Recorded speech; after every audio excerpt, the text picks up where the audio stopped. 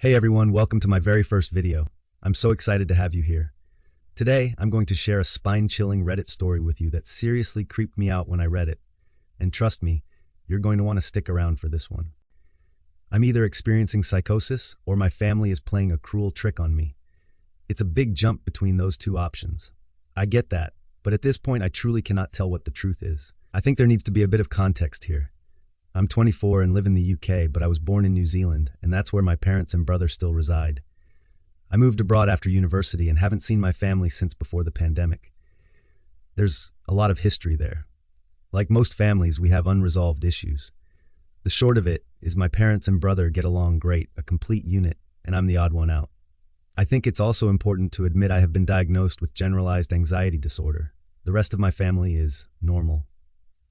2024 was the year I finally came home for Christmas. New Zealand, being Southern Hemisphere, has a summer Christmas, and I have desperately missed that. Birmingham can be so grim in winter, even with the Christmas decorations. I grew up with a summer Christmas, barbecues, trips to the beach, a family game of touch rugby. That's what I missed. Maybe coming back would remind me that all those bad feelings I had about my family were just part of my own histrionics. That's something I'd been working on with a therapist. Learning to accept that I had a catastrophizing tendency and things weren't always as bad as I remembered them. In New Zealand, summer homes are called baches. Our family one was near the beach in a town called Otaki. That's where we always spent Christmas. On the drive up, my parents revealed my brother, we'll call him Johnny, was bringing his girlfriend, Emmy. This is where things get weird. I'd heard a lot about Emmy. My parents adored her, and it was hard not to feel a little jealous. They spoke about it as if she was such a natural fit in the family. They'd all gone to Australia together, didn't invite me, and done a life-changing outback tour. I saw the photos on Facebook, but Emmy was always the one taking the photo. She was never in any frame.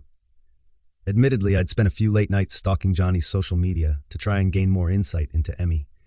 I had to admit to my therapist that a part of me wished they'd break up so my parents could see I wasn't replaceable with some other girl. I hated those feelings, even if they were intrusive.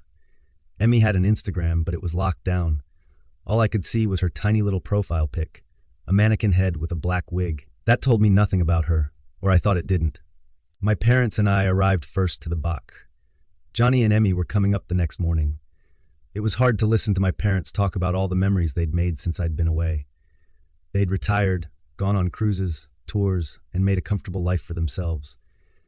They couldn't stop gushing about how great Emmy was for Johnny and how proud they were of my brother and what he'd accomplished. Not once did they ask me what I was up to or what was going on in my life. Not much was going on, to be honest. I had an admin job with no upward mobility, and I'd never had a serious boyfriend to write home about. Everything I'd done since getting my degree was disappointing. I'd barely even traveled the UK and Europe, fucking Brexit and a pandemic, because it was expensive enough going to Tesco. We saw the VW Golf pulling up the next morning. The favorite child had arrived. I made sure to bring enough anxiety medication on this trip.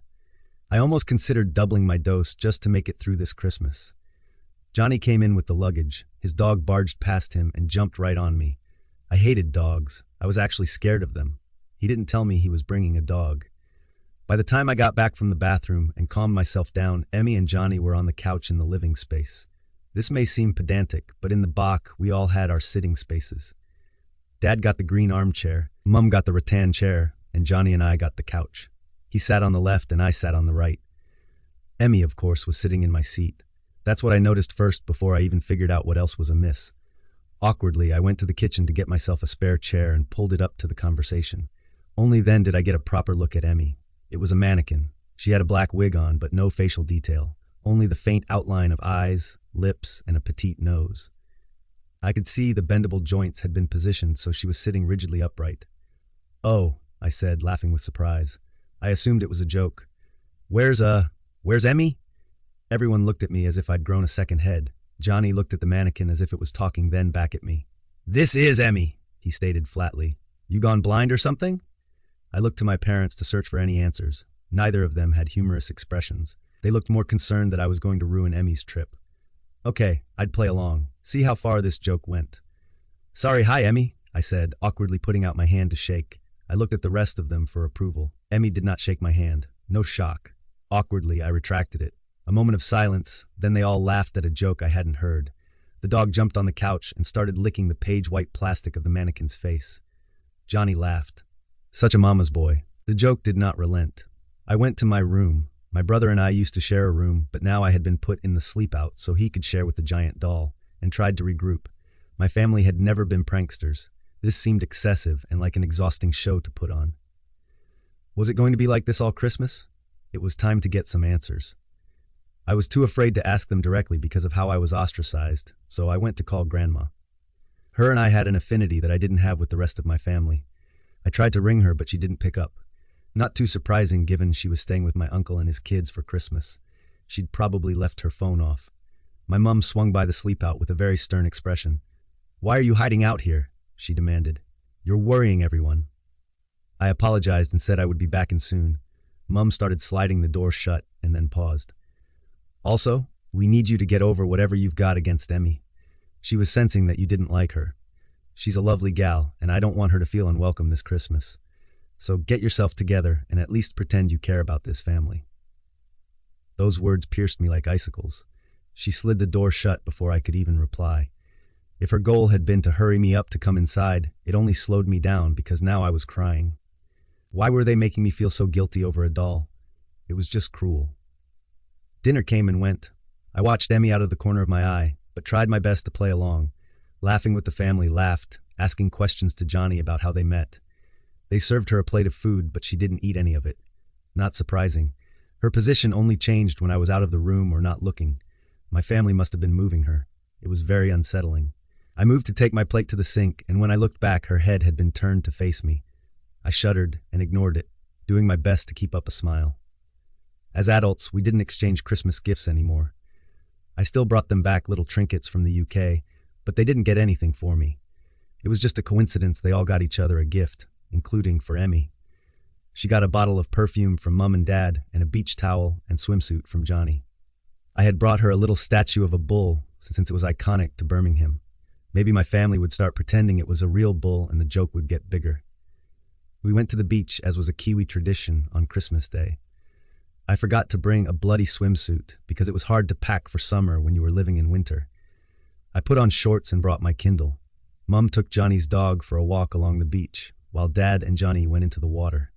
That left Emmy and I on the beach towels together. She was sunbathing, and by that I mean she was lying completely flat, with sunglasses plopped over her eyeless face. "It's absolute crap that they're playing this game with me," I told her. She did not respond. "Pretending you're real and all that, it's not funny at all. I don't get why they're doing it. Is it just because they hate me?" I rolled onto my side and plucked the glasses off her face and put them on myself. She didn't need them. I then flicked her face. Sure enough, plastic. Mum came back first. Her smile instantly faded when she looked at Emmy. "What's wrong, darling?" She crouched down and listened to what the mannequin had to say.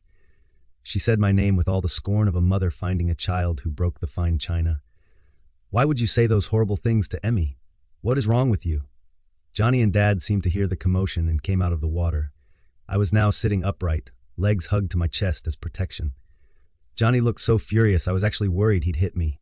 "You assaulted her?" he asked. "Fucking Christ, did you come back from England just to make the rest of us as miserable as you?" It all felt like a nightmare. How could they have known what I said and done to Emmy when none of them were around? Maybe they had some sort of audio recording device inside her, but at that point, I was beginning to doubt myself. The ride back to the box was painfully silent. I shot off to the sleep-out and began to pack my things. I don't know if it was just a joke or if I was insane. Either way, I had to get away from here. I wasn't wanted, and I'd made things worse. I ordered an Uber to take me to Paraparaumu so I could get the train back to Wellington. I'd find some accommodation and get my flights changed so I could fly home earlier. Surely some hotels would have some room even if it was Christmas Day. Nobody came out to say goodbye as the car pulled up. I was grateful for that. I didn't want any more conflict. Only as I was driven away did I look back and see the mannequin standing in the window looking out at me. Grandma got back to me later. She didn't know about what had happened at the Bach yet. "Have you met Emmy?" I asked shakily. "Johnny's a girlfriend?" "I have," she said joyfully. "She's a bit quiet, but she's a lovely girl. I'm so glad you get to meet her this Christmas."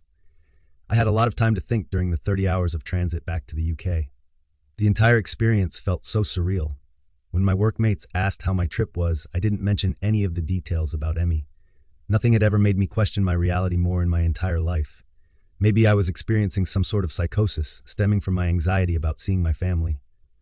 Maybe they had set up some elaborate trick because they hated me so much and wanted me to stay away forever. Either option is horrifying. And that's where the story ends, leaving us with so many questions, right? Was it all in the protagonist's head, or was their family playing a terrifying prank? I'd love to hear what you think in the comments below. Do you think they were just experiencing psychosis, or is something darker at play here? If you enjoyed this story, make sure to like, subscribe, and hit that bell so you won't miss out on future creepy tales like this one. I've got plenty more stories to share with you that will keep you on the edge of your seat. Thanks for watching, and remember, stay curious, but always be careful what you believe. Until next time, stay spooky.